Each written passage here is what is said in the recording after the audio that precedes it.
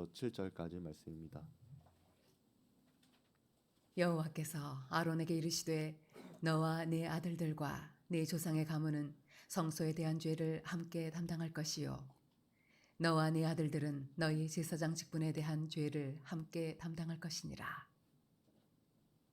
너는 네 형제 레위 지파 곧 네 조상의 지파를 데려다가 너와 함께 있게 하여 너와 네 아들들이 증거의 장막 앞에 있을 때 그들이 너를 돕게 하라. 레위인은 네 직무와 장막의 모든 직무를 지키려니와 성소의 기구와 제단에는 가까이 하지 못하리니 두렵건대 그들과 너희가 죽을까 하노라. 레위인은 너와 합동하여 장막의 모든 일과 회막의 직무를 다 할 것이요 다른 사람은 너희에게 가까이 하지 못할 것이니라. 이와 같이 너희는 성소의 직무와 제단의 직무를 다 하라. 그리하면 여호와의 진노가 다시는 이스라엘 자손에게 미치지 아니하리라. 보라, 내가 이스라엘 자손 중에서 너희의 형제 레위인을 택하여 내게 돌리고 너희에게 선물로 주어 회막의 일을 하게 하였나니 너와 네 아들들은 제단과 휘장 안의 모든 일에 대하여 제사장의 직분을 지켜 섬기라. 내가 제사장의 직분을 너희에게 선물로 주었은즉 거기 가까이 하는 외인은 죽임을 당할지니라. 아멘. 요즘 TV에 보면 인기 있는 드라마가 있어요. 뭔지 아세요? 뭘까요? 재벌집 막내 아들. 시청률이 20% 가까이 됐다고 하니까 우리 교회 성도들도 뭐 보신 분이 계실 거예요. 그렇죠? 저도 보다가 재밌어가지고 웹소설 다 다운받아가지고 다 봤는데 재밌더라고요. 저는 완결까지 다 봤어요. 결말을 다 알고 있어요. 송중기 씨가 주인공이잖아요. 송중기 씨가 주인공인데 거기 회장 역을 맡은 우리 이성민 배우가 워낙 연기를 잘하다 보니까 이분도 크게 주목을 받고 있습니다. 그래서 이분의 대표작을 재벌집 막내 아들로 바꿔야 된다라고 말할 정도로 연기를 굉장히 잘 하고 있다고 해요. 근데 극 중에 이제 대기업 회장으로 나오는데 정권도 두려워할 정도로 재력과 권력을 다 갖고 있습니다. 이 회장의 말 한마디로 모든 문제를 다 해결할 수도 또 다 뒤엎을 수도 있는 거예요. 이 사람만 만날 수 있으면 여러분의 어떤 고충도 다 해결될 수 있다고 생각해 보세요. 근데 이런 사람 만나는 게 쉬울까요?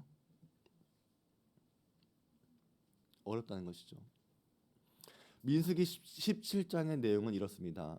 모세와 아론한테 대든 사람이 하나님의 심판으로 다 죽었어요. 그리고 하나님은 아론의 지팡이에서 싹이 돋고 또 살구나무의 열매가 맺게 하시면서 하나님께서 아론이 택함 받은 사람이다. 하나님께서 아론을 지켜주신다. 이것을 보여주었습니다. 그러니까 사람들이 탄식하기 시작했어요. 이스라엘 자손이 모세에게 말하여 이르되 보소서 우리가 죽게 되었나이다. 망하게 되었나이다. 다 망하게 되었나이다. 가까이 나아가는 자, 그 여호와의 성막에 가까이 나아간 자마다 다 죽사오니 우리가 다 망하여야 하리이까. 이렇게 이야기했다는 거예요. 한번 신기하지 않습니까? 하나님께서 살아계신 것을 보여주었고 또 놀라운 기적을 보여주었으면 하나님 대단합니다. 하나님 찬양합니다. 정말 신앙생활 잘할게요. 이렇게 얘기해야 되지 않을까요? 그렇잖아요. 근데 왜 이 사람들은 이런 반응을 보였을까?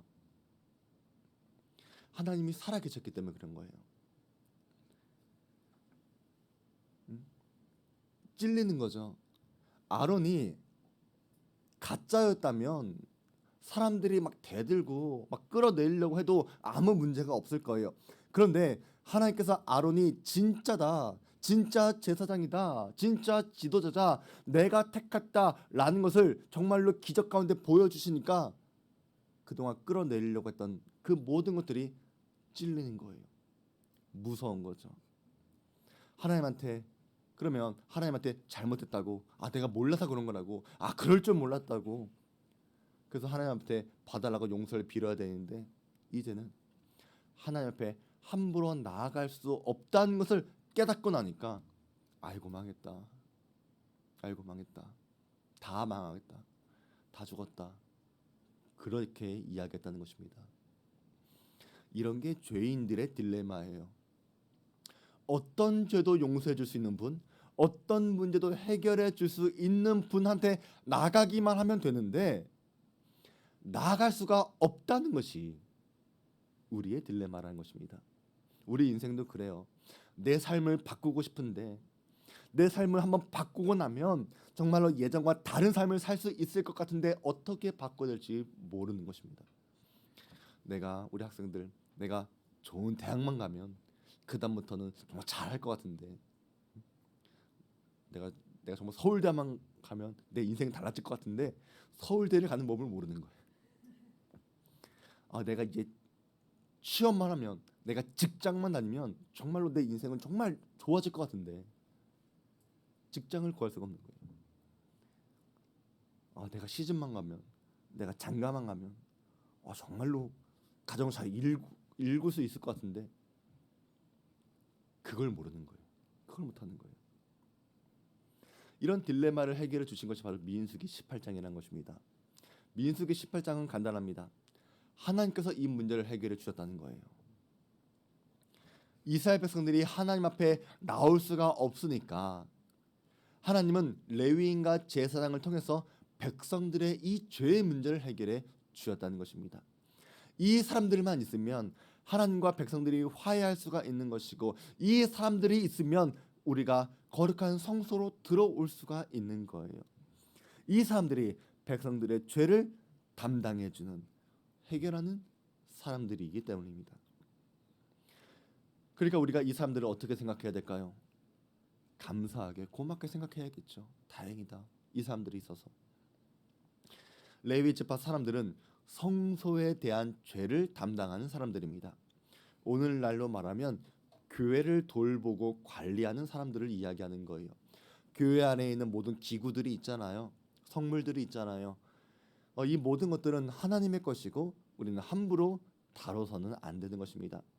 만약에 이것을 잘못 다루거나 관리를 잘 못하고 또 사람들이 함부로 또 만지게 되면 죽을 수도 있었습니다. 근데 이 죽을 수도 있었다라고 하는 것은 경고가 아닙니다. 진짜로 죽을 수 있다는 거예요. 우리가 레위기 10장을 보면 아론의 아들 나단과 아비후가 나와요. 나답과 아비후가 나와요. 근데 이 사람들은 제사장 직분을 받은 사람들이에요. 근데 하나님 앞에서 다른 불을 들이다가 하루아침에 죽었어요. 아론의 아들 나답과 아비후가 각기 향로를 가져다가 여호와께서 명령하시지 아니하신 다른 불을 담아 여호와 앞에 분향하였더니 불이 여호와 앞에서 나와 그들을 삼킴에 그들이 여호와 앞에서 죽은지라. 죽었다는 거예요. 자, 근데 이 사람들이 몰라서 다른 불을 들였을까요? 이 사람들은 제사장이잖아요. 제사장이면 어떻게 제사를 드려야 되는지 아는 사람들이잖아요. 근데 왜 다른 불을 들였는지 아세요? 하나님은 나답과 아비후가 죽은 다음에 아론에게 이렇게 말씀하십니다. 너와 내 자손들이 회막에 들어갈 때에는 포도주나 독주를 마시지 말라. 그리하여 너희 죽음을 면하라. 이는 너희 대대로 지킬 영영한 규례라. 그리하여야 너희가 거룩하고 속된 것을 분별하며 부정하고 정한 것을 분별하고. 이 말씀이 나오는 거예요. 자, 그러면 나답과 아비후가 왜 죽었을까요? 왜 죽은 것 같아요? 왜 죽은 것 같아요? 술 취해서 제사 드리다가, 술 취해서 예배하다가, 술 취해서 이불이 저불인지 저불이 이불인지 헷갈려가지고 해롱되다가 하나님께서 명령하시지 않은 불을 가지고 제사 드리다가 죽은 거예요. 근데 생각해 보세요. 이 사람들이 이런 게 처음이었을까요? 처음 그랬을 것 같아요? 아니에요. 그전에는 한두 번 그냥 술 마시고 제사 드려봤는데 크게 문제가 되지 않았을 거예요. 적당히 마실 때는 괜찮은 줄 알았어요. 예? 그냥 뭐 기분 야간 좋은 상태에서 그냥 제사 드리니까 얼마나 성령 충만했겠어요. 예? 근데 나중에는 이것이 방심하다가 하나님의 불을 착각할 정도로 술을 취한 채 예배를 드리게 되었다는 것입니다. 최근에 알게 된 사실인데 반주가 밥만 맞춰서 반주가 아니더라고요. 예? 예? 저는 밥만 마셔서 반주인 줄 알았어요. 근데 밥하고 같이 마시는 술이 반주더라고요. 또 진짜 몰랐어요. 그 사람들이 반주 정도 해요라고 해서 저분 술 못 마셔가지고 반밖에 못 마시는구나 그렇게 생각했었는데 이걸 알고 나니까 야, 저 사람은 밥 먹을 때도 술을 마시네? 라고 생각되어지니까 사람이 달라 보이는 거예요. 야, 야. 예? 근데 이제 궁금한 게 생긴 거예요. 식사하면서 반주하는 사람들이 있을 거 아니에요. 식당에 가보면. 그러면 궁금해요. 어떻게 해서 집에 가지? 어떻게 해서 집에 가지? 다들 운전해서 갈 텐데 대리운전 부르겠죠. 근데 전부 다 대리운전 부를까요? 아닌 것 같아요. 왜냐하면 그렇게 대리운전을 부를 정도면 식당 앞에 대리운전 기사들이 줄 서 있어야 되고요. 택시들이 줄 서 있어야 돼요. 근데 여러분 솔직히 여러분 한두 잔 정도 마시고 그냥 운전해서 갈 때 있지 않습니까? 예? 안 마셔서 모르겠어요? 그런데 예? 데려가는 경우도 있지만 어쨌든 근데 여러분 한두 번 해서 안 걸린 거지 언젠가 걸릴 날이 오지 않을까요? 언젠가 사고가 터질 날이 오지 않을까요? 음주 단속 걸리지 않을까요? 걸리겠죠. 사고가 날 수 있죠. 단속을 안 해서 그렇지 단속을 하게 되면 매일 걸릴 수 있는 게 음주 단속 아니겠습니까? 교회 안에서도 그래요. 교회는 성도들의 모임이잖아요. 두세 사람이 교회 이름으로 주의 이름으로 모이기만 하면 그게 바로 교회예요. 그런데 그런 교회 다니는 사람들의 만남 모임 가운데 세상적인 문화가 부정적인 문화가 들어오면 어떻게 될 것 같아요? 어떻게 될 것 같아요? 예? 처음에 한두 번은 그냥 문제 없이 넘어가는 것처럼 보여져요. 근데 여러분 그냥 넘어간다고 해서 하나님의 진노가 없는 것이 아니라 하나님께서 봐주고 계신 거예요. 그런데 사람들은 하나님의 인내를 하나님의 허용으로 착각해서 계속 그렇게 살아갈 거예요. 그러다가 어느 한순간 나답과 아비후 같은 일이 터지는 거예요. 교회 안에 알게 모르게 거룩하지 않은 것들이 하나둘씩 허용되어지게 되면 하나님은 반드시 거룩한 교회를 회복하시기 위해서 반드시 일하십니다. 그 일하심이 나답과 아비후의 죽음같이 되어서는 안 되겠죠. 지금 레위인을 통해서 성소에 대한 죄를 담당시킨 것이 바로 그런 의미입니다. 나답과 아비후가 술에 취해가지고 다른 불을 들이다가 죽은 지가 얼마 되지 않았기 때문에 이 사람들은 너희가 죽을까 하노라 라고 하는 이 말이 정말로 뼈저리게 와 닿는 이 순간이었다는 거예요. 그래서 레위인들은 하나님의 성소가 하나님의 교회가 부정하게 되는 것, 타락하게 되는 것, 세상적인 되는 것 이것을 지켜야 되는 사람들이 바로 레위인이었다는 거예요. 하나님은 나답과 아비가 죽은 다음에 모세를 통해서 이스라엘 백성들에게 단단히 주의를 줍니다.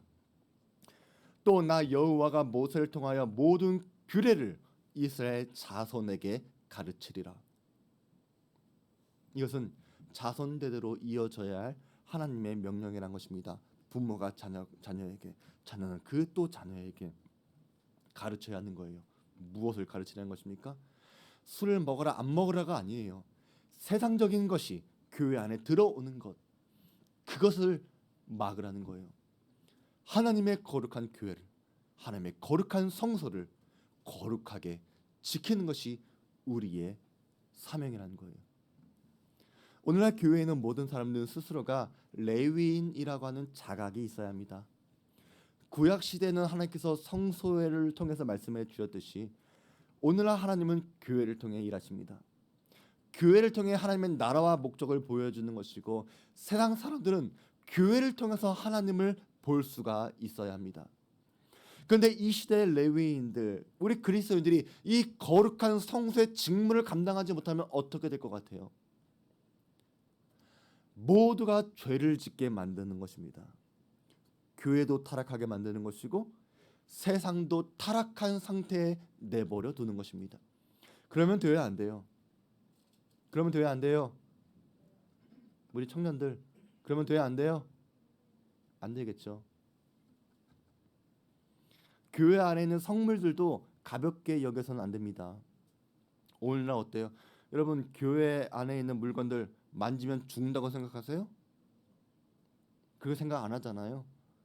그렇다고 해서 우리가 교회에 있는 물건들, 기구들을 뭐 함부로 대하면 돼요? 뭐 함부로 만지고 그럼 돼요? 안 되는 거예요. 왜? 물건이 아까워서예요? 응? 여러분이 뭐 그냥 예쁜 거 가져가게 되면 물건이 아까워서 가져가지 말라고 하는 거예요? 하나님의 것이기 때문에 그렇다는 거예요. 하나님의 것이기 때문에. 제사 중에 속건제가 있어요. 제가 여러 번 말씀드리잖아요. 하나님의 성물에 대해서, 하나님의 기구들에 대해서 범죄했을 때 드리는 제사예요. 원래 가치에서 20%를 더해가지고 드리는 것이 속건제예요.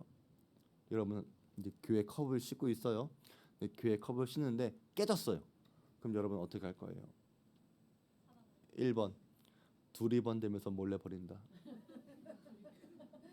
2번 주여 하고 모른 척한다.